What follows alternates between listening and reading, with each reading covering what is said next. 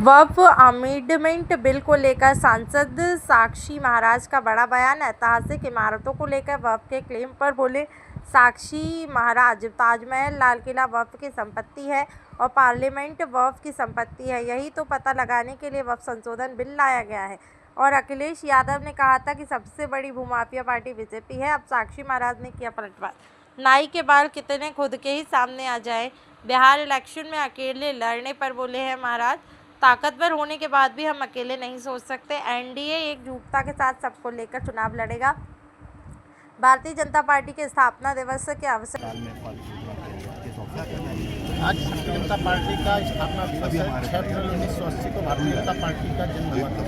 इसके उपलक्ष्य में आज हम लोग हर्ष और उल्लास के साथ उस जन्मोत्सव को मना रहे हैं और हम गर्व से कह सकते हैं कि पंडित दीनदयाल उपाध्याय जी का जो सपना था अंत्योदय, आज भारतीय जनता पार्टी उसको जी रही है। अंत का उदय करने के लिए हम लोग विकास यात्रा में निकल पड़े हैं और उसी क्रम में जो यहाँ पर कमजोर असहाय लोग थे उनके बीच में आज आकर माननीय सांसद जी, माननीय सदर विधायक जी, माननीय प्रदेश कार्य समिति सदस्य आदरणीय आनंद अवस्थी जी, सभी कार्यकर्ता मित्रों ने आकर के यहाँ पर फल का वितरण किया है। और इस यात्रा में आज लोग पूरा दिन उत्सव मना रहे हैं और कई दिन का उत्सव चल रहा है। उसी क्रम में आज हम लोग यहाँ पर आए हैं।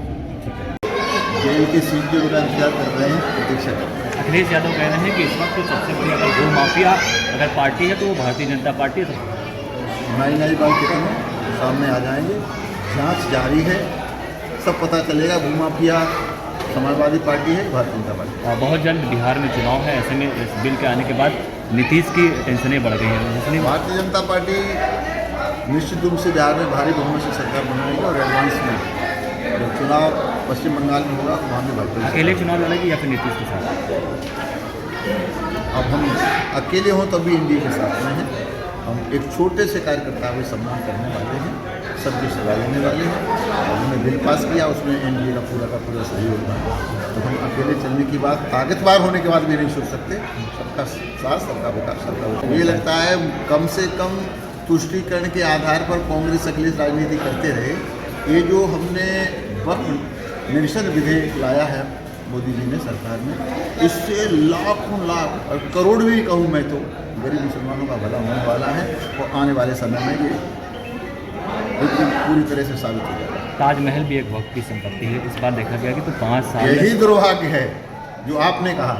ताजमहल भी वक्त की संपत्ति है, पार्लियामेंट वक्त की संपत्ति है, लाल किला भी वक्त की संपत्ति है, जहाँ कुंभ लगा वो भी वक्त की संपत्ति है। सब वक्त की संपत्ति है तो हिंदुस्तान का क्या है? इसलिए क्या वक्त की है क्या नहीं है, ये सारी का दूध